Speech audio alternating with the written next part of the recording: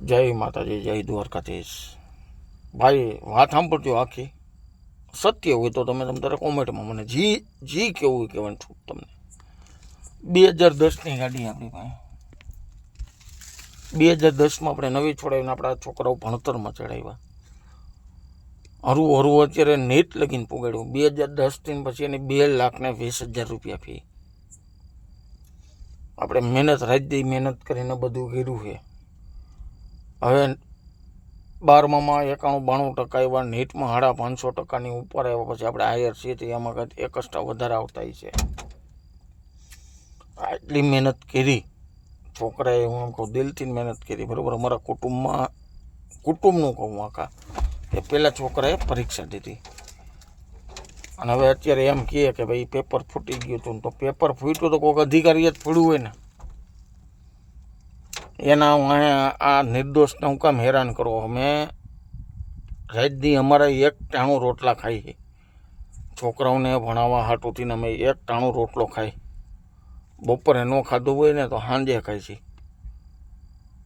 અને આ આંખો પર રહે ને એનું કારણ એ છે કે હવે અમને કુદરતી એમ થાય કે અમારા છોકરાને એટલા મારા કે હવે પાછું એને કે પેપર દેવાનું, આ કરવાનું, ઓલું કરવાનું. તો આવી સરકારને થોડોક વિચારધારણા કરાય. જ્યાં ફૂટ્યું છે ત્યાં બધાનું કેન્સલ કરો ને બીજાનું કામ હેરાન કરો? અમારી એટલી બધી તેવડ નથી, માણ ભેગું કરી છે. અને હું તો હાલો, મારી તો ખુદની ગાડી છે, હું આમાં ધંધો છે મારી પાસે, બધું છે. પણ બીજા અમુક છે એની તો તમે કન્ડિશન જુઓ કે બિચારો એના છોકરાઓને ભણાવવા માટે એને શું કર્યું હોય છે. તમે એમ કહીજો કે હાલો આ હવે કેન્સલ થઈ ગયું ને આ નથી કરવાનું. તો જેને ફોડ્યું છે એ સાહેબને કેન્સલ કરો ને એની માથે કાયદેસરનો કેસ કરો, આખું ફેમિલી માથે કરો. બીજાના હું કેમ ફેમિલીની માં ઠોકો? કે તમને ઉપરથી મળી ગયું, લીક થઈ ગયું કરીને પતાવી નાખવાનું, પાછું લીક થઈ ગયું. હર વર્ષે નીટમાં તો દર વર્ષે આ ફળવાય તો હોય જ. તો ગરીબ માણસોના છોકરા ભણી ન હગે. મૂળમાં અમીરની પાસે, જે પાસે અમીર છે એ લોકો પાસે પૈસો છે એના છોકરા ભણી શકે. આપને એટલી ખબર પડી. હું તો કોઈ પણ આપણા છોકરાઓને મારપીટમાં ઉતારો, આતંકવાદી જેવો જ કરાય, ત્યારે સરકારને ખબર પડે. કેમ કે સરકારને તો અત્યારે કાંઈ મનમાં નથી. જેની પાસે પૈસો છે એના છોકરાઓને કાંઈ વાંધો નહીં પડે. આપણા જેવા રાતદી મહેનત કરવાવાળા રહીએ એ લોકોને જ તકલીફ પડવાની. ભૂલ થઈ ગઈ 2026માં માટે હમણાં ચૂંટણી ગઈ, એમાં દિલથી ભૂલ થઈ ગઈ. ઓછામાં ઓછા 350 મત અમારા હતા. બહુ ભૂલ થઈ ગઈ. અને આવા વિડીયો હું બનાવતો રહ્યો. આવીને એવી સરકારને અમારે રાતદી મહેનત કરીને એક ટાણું રોટલો ખાધેલા માણસ છે છોકરાઓને ભણાવવા હાટું.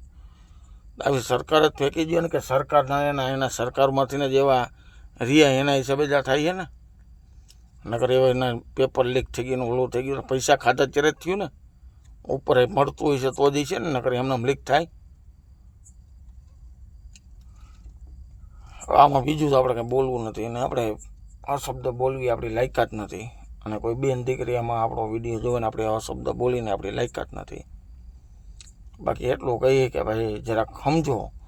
નકર અમારા જેવા પાસે 350 મત પીડા હોય તમારા માટે તો એ ઘણા કિંમતી જ છે, એટલું સમજી લેજો.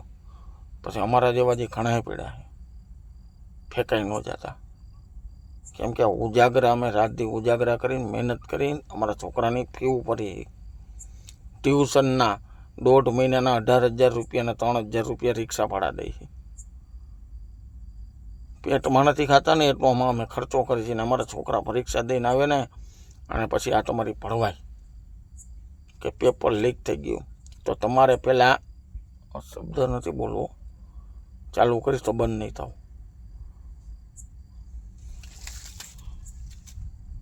જય મુરલીધર, જય દ્વારકાધીશ ભાઈ.